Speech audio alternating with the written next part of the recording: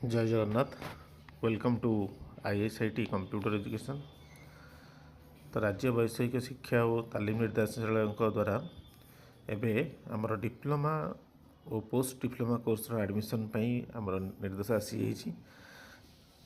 तो नोटिस ये इनफॉरमेशन अच्छी आमर 1/8/2006 सुधा पिला को मिनिमम 14 वर्ष होता दरकार एवं लैटरल एंट्री जदि लैटरल एंट्री अर्थ आम जदि डायरेक्ट सेकेंड ईयर एडमिशन करवा ताले से पिला को 16 वर्ष बयस होता दरकार एवं लैटरल एंट्री कौ मैंने करेंगे जब +2 साइंस पढ़ी सारी आदि ITI कर सारी ताले से लैटरल एंट्री एडमिशन करार सुजोग दि जाए।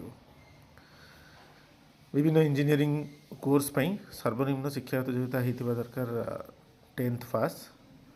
सो मार्क किसी सेमती रेस्ट्रिक्शन ना तो मिनिमम आप पास कर 10th पास कर आप भी डिप्लोमा करेंगे।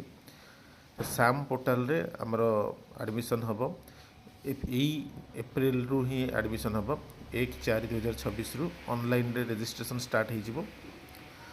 जो मैंने रजिस्ट्रेशन आमर हेल्प द्वारा करिया चाहिए से आम सहित भी डिस्क्रिप्शन में नंबर थी जोगाजोग करेंगे।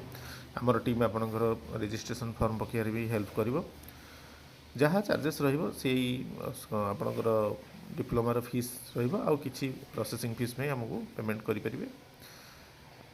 ता छड़ा 10th ये गोटे लिखाई घ पॉइंट रे 10th द्वादश श्रेणी डिप्लोमा डिग्री इंजीनियरिंग परीक्षा फलाफल घोषित होगापर आवेदनकारी मैंने मार्क ये बड़ा इंपोर्टाट जिनटे मार्क और आवश्यक प्रमाणपत्र विवरणी साम पोर्टाल रे अपलोड करेंगे। समस्त आवेदनकारी इनफर्मेशन यह सूचित करा आवेदनकारी निजर आधार संयुक्त मोबाइल नंबर नाम लेखा निमंते आवेदन रे उल्लेख करियो। तो आपणकर जो आधार कार्ड अच्छी जो रजिस्टर्ड मोबाइल नंबर अच्छे से मोबाइल नंबर को आपण आप्लिकेसन जो आप्लाय करेंगे से समय आपटा रजिस्ट्रेशन समय आप मोबाइल नंबर देवे। दशम बोर्ड ग्रहण करा तेणु आवेदनकारी से 10th बोर्ड प्रमाणपत्र तथ्य अनुसार निजर आधार कार्ड में कौन तथ्य भूल थाए तेज करेक्शन करनी। तो ये कहुच्छे जदि आप 10th पास कर सारे और आपंकर 10th रे जो सर्टिफिकेट जो नेम आसबार अच्छी जदि आपंकर आसी जाइए सर्टिफिकेट 10th क्लास रे जो सर्टिफिकेट जो नेम अच्छी से ही नेम आपंकर आधार रे थिबा दरकार।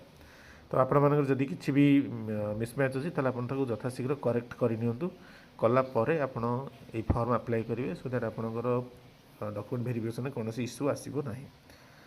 तो अधिक जानापी आप गोटे टोल फ्री नंबर देती कि आमर डिस्क्रिप्शन में मो नंबर देदेवी से नंबर आप कांटेक्ट करेंगे। मुझे निश्चित चेष्टा करी हेल्प करने। Thank you. जय जगन्नाथ। आउ इम्पोर्टाट अपडेट आप चैनल को सब्सक्राइब करनी वीडियो टी लाइक करूँ आपणकर कम्युनिटी फ्रेंड्स सर्कल भितर को शेयर करूँ। Okay thank you.